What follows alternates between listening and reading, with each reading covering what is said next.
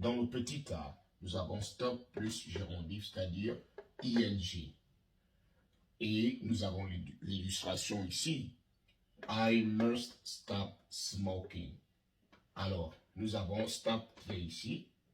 Nous avons le gérondif. Le gérondif, c'est ça, le gerund. Gérondif. Donc, vous voyez la présence du ing. Et nous avons stop dans le petit b, stop plus to, c'est-à-dire dans la phrase I must stop to smoke. Alors, dans la toute première phrase, la signification c'est je dois arrêter de fumer. Et ici, je dois arrêter de fumer. Maintenant, dans quel sens on peut dire I must stop to smoke? Et dans quel sens on peut dire I must stop smoking? Ici, il s'agit d'arrêter de fumer de manière éternelle. C'est-à-dire pas de manière passagère. Lorsque tu as stop plus ing, c'est-à-dire un verbe avec le ing, c'est-à-dire le gérondif, stop plus gérondif, cela veut dire que tu vas arrêter, tu vas abandonner de fumer. Tu ne vas plus jamais fumer. C'est ici, c'est abandon total.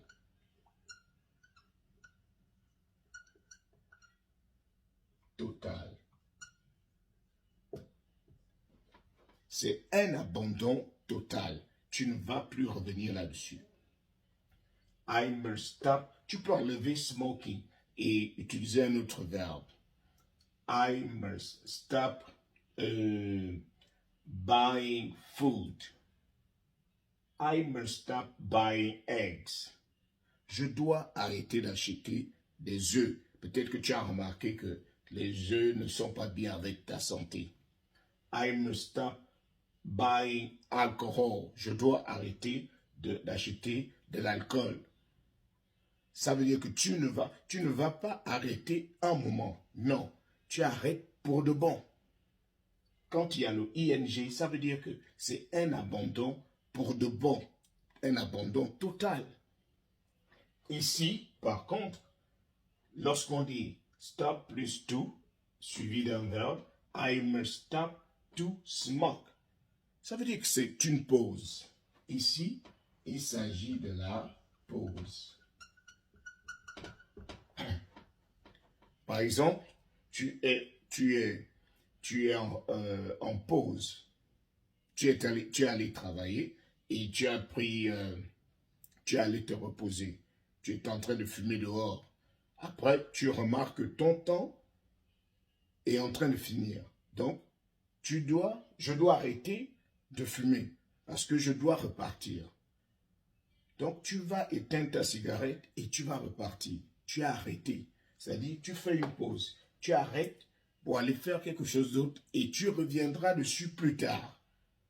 Donc, il y a des gens qui arrêtent de fumer pour un jour, pour 2 jours, pour une semaine. Il y a des gens qui arrêtent de fumer pour 1 heure.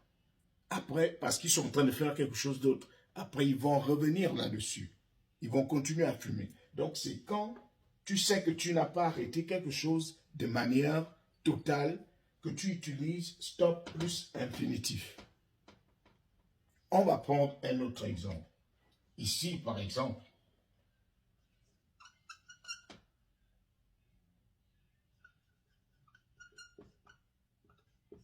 you must stop coming to my house. You must stop coming to my house. Tu dois arrêter de venir chez moi. Je ne te dis pas d'arrêter de venir chez moi aujourd'hui ou demain. Après, tu vas revenir. Non, je veux que tu arrêtes totalement. Je ne veux plus te voir. C'est pour ça que j'ai mis ing à coming. Maintenant, si j'utilise la même phrase ici, you must stop to come to my house. today.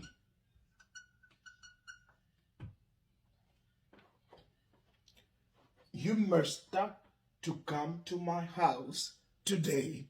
Ça veut dire que demain, tu peux revenir. Tu dois arrêter de venir à la maison aujourd'hui. Pour aujourd'hui, c'est bon, je ne veux plus te voir. Mais tu peux revenir demain. C'est-à-dire, là, c'est une pause. Ce n'est pas un arrêt total. C'est une pause. Tu peux revenir demain ou après-demain ou une semaine après. Mais pour l'instant, je ne veux pas te voir. Ici, you must stop coming to my house. Je ne veux plus rien avoir avec toi. Je ne veux plus te voir chez moi. Plus jamais. Ici, il y a le jamais. Never. C'est-à-dire, je promets de ne plus jamais fumer. Je promets de ne plus jamais venir chez toi. Ici, par exemple, je promets, il y a une précision, il y a une pause. Je promets de ne plus jamais fumer pour aujourd'hui. Ça, c'est pour aujourd'hui, tu peux me condamner. Mais pour demain, je peux recommencer. Mais pour aujourd'hui, je promets de ne plus jamais parler. Pour aujourd'hui, il y a une précision. Ici, c'est la pause. Par contre, ici, lorsqu'on met le ing, c'est que c'est l'abandon total. Donc, ça, c'est juste la toute première leçon. Si vous avez apprécié la leçon, n'oubliez pas de liker, de commenter et de partager. Essayez, si vous avez compris également le cours, essayez de formuler une phrase en commentaire pour montrer que vous avez compris. Donnez-moi les deux phrases. Vous formulez une phrase avec le stop plus le verbe avec ing. Et ici, stop plus to et le verbe. On se retrouve en commentaire.